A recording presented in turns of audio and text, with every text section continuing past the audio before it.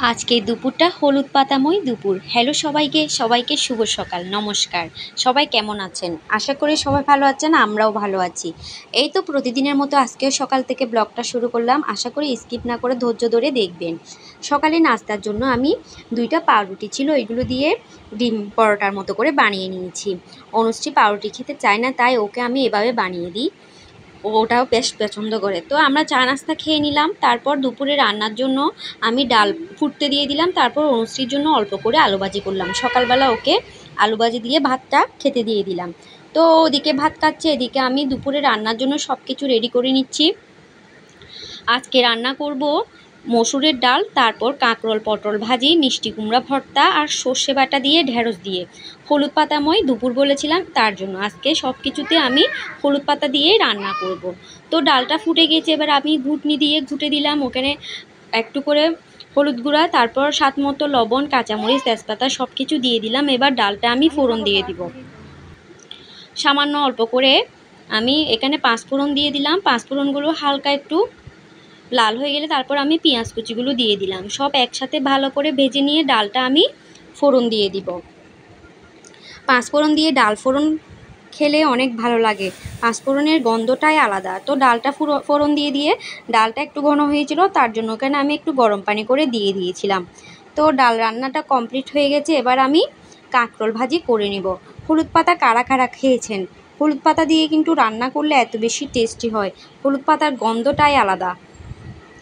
এবার আমি পটল ভাজিটা করে নিব। আসলে কাঁচা তরকারি একদম রাখা যাচ্ছে না, ফ্রিজে বলেন বাহিরে বলেন কোথাও রাখা যাচ্ছে না, নষ্ট হয়ে যাচ্ছে। মানে এত গরম পড়তেছে, গরমের কারণে কোনো সবজি থাকতেছে না। তো কাঁকরোল পটলগুলো আমি ভাজি করে নেওয়ার পর এবার আমি সর্ষে বাটা দিয়ে ঢেঁড়সগুলো রান্না করে নিব। অল্প করে সর্ষে আমি ব্লেন্ডারে ব্লেন্ড করে নিয়েছি। তারপর পরিমাণ মতো তেল দিয়ে দিলাম। রসুন বাটাগুলো আমি ভালো করে ভেজে নিলাম। কাঁচামরিচ দিয়ে দিলাম 4-5টার মতো। কাঁচামরিচ একটু ব্লেন্ড করে দিলে ভালো হতো, সেটা আমি পরে বুঝতে পেরেছিলাম। তো আর কি করার, কাঁচামরিচ আমি ব্লেন্ড করতে ভুলে গিয়েছিলাম। তো এবার ঢেঁড়সগুলো ভালো করে ভেজে নিয়ে এখানে 1 চা চামচ হলুদ গুঁড়া, আধা চা চামচ মরিচের গুঁড়া, আদা জিরা বাটা দিলাম 1 চা চামচ। সব মশলা ভালো করে কষিয়ে নিয়ে তারপর আমি সর্ষে বাটাগুলো দিয়ে দিলাম। সর্ষে বাটাগুলো দিয়ে পরিমাণ মতো জল দিয়ে ফুটতে দিয়ে দিলাম। এবার দিয়ে দিলাম হলুদ পাতাগুলো।